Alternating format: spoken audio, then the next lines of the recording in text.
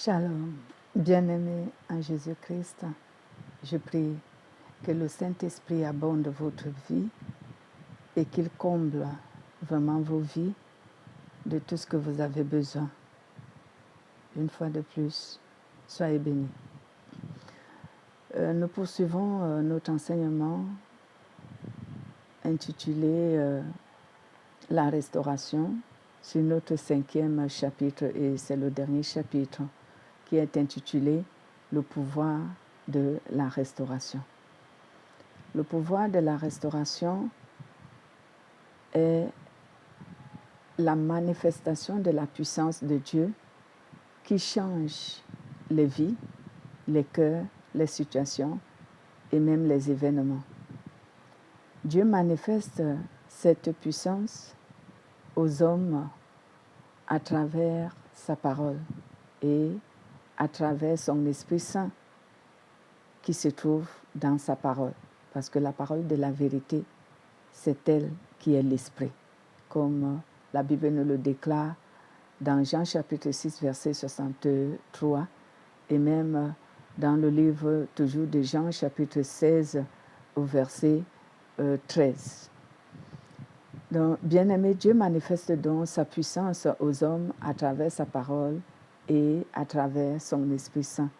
Et cela parce que c'est le Saint-Esprit et cette parole qui sont ici le pouvoir de Dieu, qui amène toute chose et tout être à se soumettre à Dieu, à obéir à Dieu, à réaliser ce que Dieu veut. Donc, c'est le Saint-Esprit et sa parole qui soumettent toutes choses à Dieu et qui font en sorte que toutes choses puissent se réaliser comme Dieu le veut, comme Dieu le souhaite.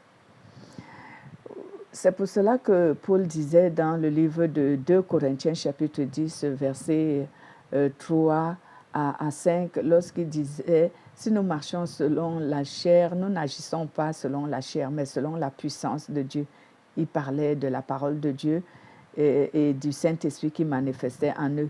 Il dit « Et c'est avec ça que nous amenons toutes choses à se soumettre à Dieu. » Si vous lisez 2 Corinthiens chapitre 10, verset 3 à 5, vous allez trouver ce récit, ce contexte. C'est donc pour cela, bien-aimés, que les Saintes Écritures disent que rien n'est impossible à Dieu, car tout lui est soumis. Donc, sur la base de la parole de Dieu, tout est soumis à Dieu. Sur la base de l'Esprit qui manifeste, l'Esprit Saint qui manifeste à travers la parole de Dieu, tout est soumis à Dieu. Et rien ne lui est impossible. Luc 1, 37 nous l'atteste. Donc, bien-aimés, Jésus aussi l'atteste dans ses évangiles. Jésus aussi l'a confessé. Lorsqu'il a dit dans ses évangiles que tout pouvoir m'a été donné dans les cieux, sur la terre et plus bas que la terre, tout pouvoir m'a été donné sur toute chose, sur toute la création, sur tout l'univers, que ce soit dans les cieux, sur la terre, plus bas que la terre, tout m'est soumis. Pourquoi Jésus dit que tout lui est soumis? C'est parce que c'est lui qui est la parole. C'est lui qui est la parole et c'est cette parole qui donne l'esprit. Je parlais de l'Esprit Saint. Donc, c'est pour ça que Jésus dit que tout lui est soumis, parce que c'est lui qui est la parole. Et d'autre part, c'est lui qui est Dieu. Vous le savez déjà bien sûr, parce que je l'ai enseigné. Donc, bien-aimés, Jésus a donné aussi ce pouvoir, cette puissance aux croyants, à ceux qui croient en lui. Gloire soit rendue à Jésus pour nous qui croyons en lui. Nous avons aussi ce pouvoir. Le pouvoir de soumettre tout. Oui, le pouvoir d'amener toutes choses à se soumettre à notre autorité, à notre déclaration. Surtout, si nous avons une bonne relation avec Jésus, j'aimerais dire, si nous détenons la parole de Dieu et l'Esprit qui manifeste dans cette parole, alors soumettra toutes choses sous nos pieds. C'est pour cela que dans l'Ancien Testament, Dieu a dit tout lieu où foulera la plante de votre pied, je vous le donne en possession. Tout lieu où foulera la plante de votre pied, vous avez cela sous votre contrôle. C'était la même parole que Jésus a répétée, bien sûr, avec d'autres mots, lorsqu'il a dit du livre de Luc, chapitre 10, au verset 19, lorsqu'il dit « Voici que je vous donne le pouvoir de marcher sur les serpents et sur les scorpions et sur toute puissance de l'ennemi, et rien ne pourra vous nuire. » C'est cela, bien-aimés. Nous qui croyons en Jésus-Christ, nous avons ce pouvoir. Surtout lorsque tu as la parole qui donne l'esprit, la parole qui sauve, la parole de la vérité, alors tu vas avoir ce pouvoir. Parce que l'Esprit de Dieu vit et manifeste au travers, au moyen de cette parole. Je prie que même toi qui n'es pas encore converti, qui écoute mes enseignements, je prie que le Saint-Esprit vienne à toi, parce que la parole que tu entends est une vérité. Et c'est de cette parole que l'Esprit vient habiter les hommes. Tu auras l'Esprit Saint. Sois confiant.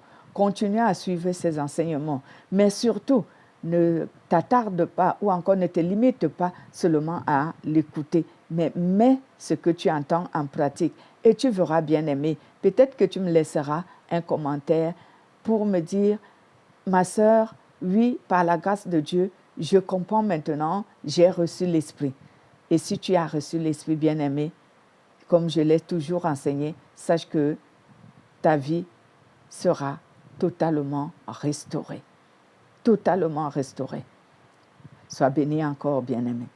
Donc ce pouvoir, Jésus l'a donné aussi à ceux qui sont avec lui. Jésus l'a donné aux croyants, à ceux qui croient, afin que sur la base de la parole de Dieu et le Saint-Esprit qui manifeste au moyen de cette parole puisse donner à ceux qui sont avec lui l'autorité de soumettre toutes choses sous leurs pieds. Donc, lisez Luc chapitre 10, verset 19 verset 19, et lisez également Jean chapitre 14 au verset 12, où Jésus dit, si vous avez la foi, si vous croyez en moi, si vous croyez au Père, vous serez capable de faire aussi les choses que moi j'ai fait, et même vous ferez plus que ce que j'ai fait. Vous comprenez ça? En tant qu'enfant de Dieu, le Père, le Seigneur, notre Seigneur Jésus nous dit, nous sommes capables de faire des choses plus grandes que lui, il en a fait. Donc sache que si Jésus a ressuscité les morts, si tu détiens le pouvoir de Jésus, toi aussi tu peux ressusciter les morts.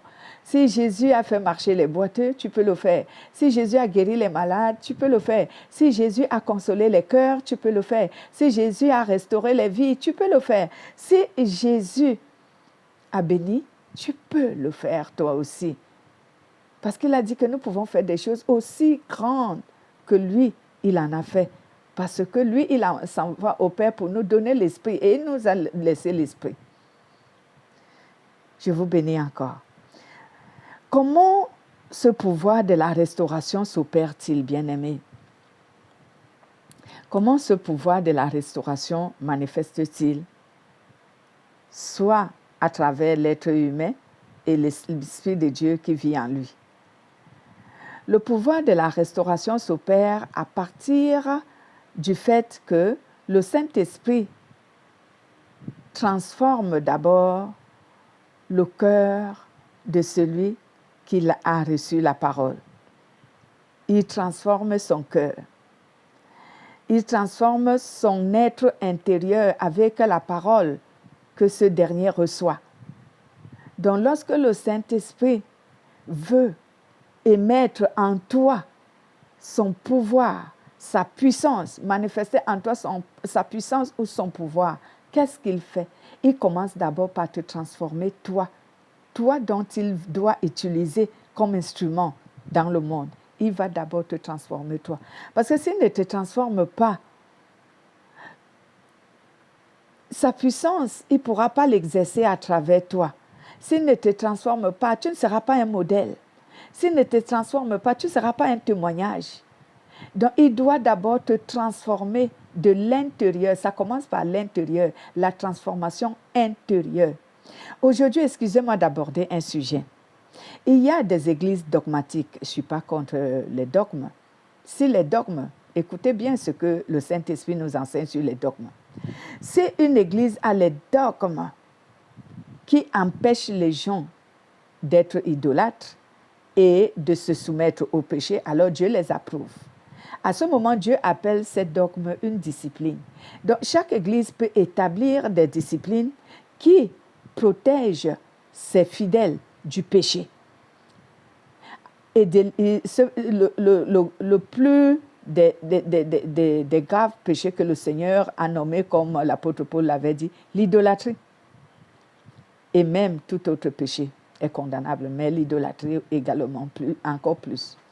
Donc, l'idolâtrie qui a beaucoup de sujets, parce que l'idolâtrie commence par lorsque tu places toute chose en avant Dieu. Donc, lorsque tu aimes toute chose plus que Dieu. Bon, ce n'est pas là notre enseignement aujourd'hui. Mais ici, lorsque nous parlons des dogmes, Dieu est-il contre les dogmes? Non. Mais ces dogmes, nous devons établir dans l'Église les dogmes qui protègent les chrétiens du péché et non les dogmes qui soumettent les chrétiens au péché.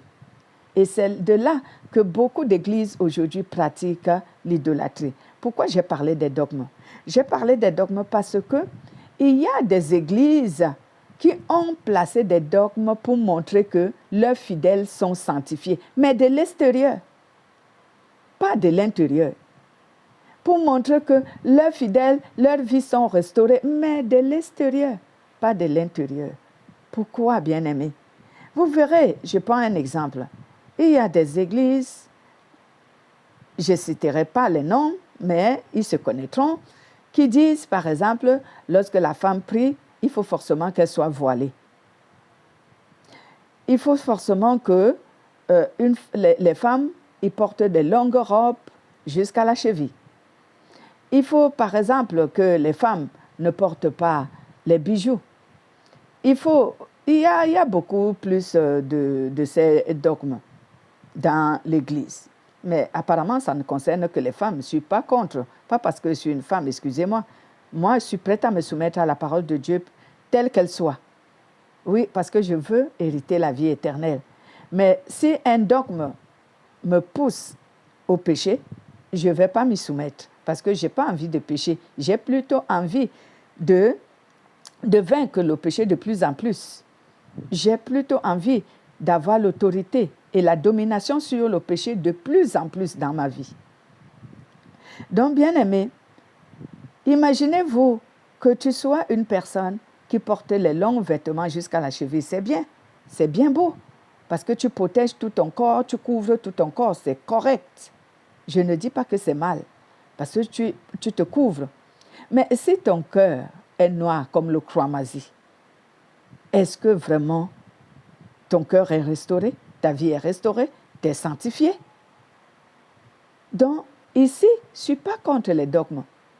Et je sais que ces dogmes protègent certaines personnes du péché. Donc, si porter les longues robes fait en sorte que tu ne puisses pas te soumettre au péché ou soumettre quelqu'un d'autre au péché, alors tant mieux pour toi. Tant mieux, c'est bien. Fais-le, mais soigne d'abord ton cœur. Parce que tes longues robes ne te sauveront pas, je suis désolée. Ce qui va te sauver, c'est ton cœur qui est pur. C'est ton cœur qui aime Dieu, qui se soumet à Dieu. C'est ton cœur qui a été transformé, restauré à la lumière de la parole de Dieu et qui reflète l'extérieur. Donc ici, bien-aimés, la Bible nous enseigne que c'est à partir,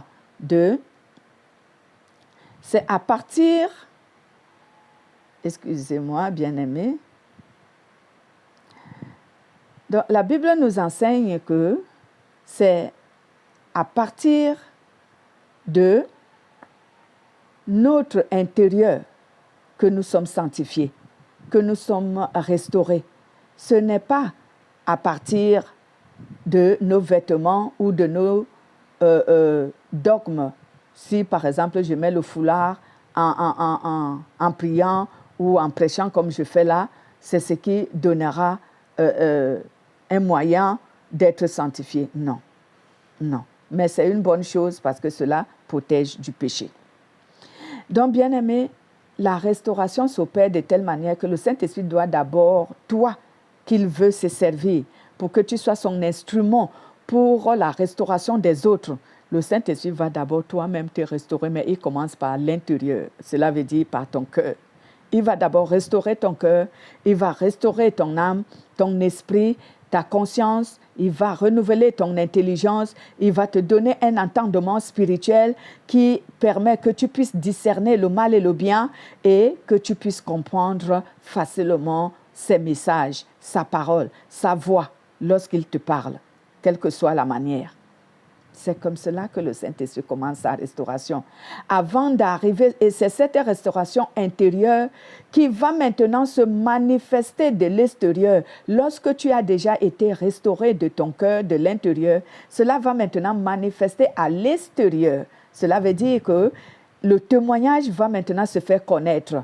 Tu seras une personne qui est un modèle de la parole de Dieu, un témoin de Jésus-Christ autour de toi. Tout le monde témoignera de la bonté d'une personne bien que tu es devenue, d'une personne sanctifiée que tu es devenue, parce que Dieu a restauré d'abord ton cœur. Il a restauré d'abord ton intérieur pour maintenant que cela manifeste de l'extérieur. Et c'est à ce moment que la puissance de la restauration que le Saint-Esprit manifeste au travers des croyants, tu peux la manifester maintenant pour le bien des autres, pour amener aussi les autres à se sanctifier, à être restaurés. D'où, je prends un exemple, Jésus avait dit à Pierre, « Pierre, est-ce que tu m'aimes plus que ceci ?» Pierre dit, « Seigneur, je t'aime, tu le sais. » 3 fois de suite. Et Jésus lui disait toujours, « Paix mes brebis. Paix mes brebis, prends soin de mes brebis. » Alors, qu'est-ce que Jésus voulait lui dire en fait? Dans d'autres versions, vous verrez que Jésus voulait lui dire, lorsque tu seras affermi, affermis aussi tes frères. Cela veut dire, lorsque tu seras totalement restauré de l'intérieur, parce qu'à ce moment, l'apôtre Pierre n'était pas encore restauré de l'intérieur.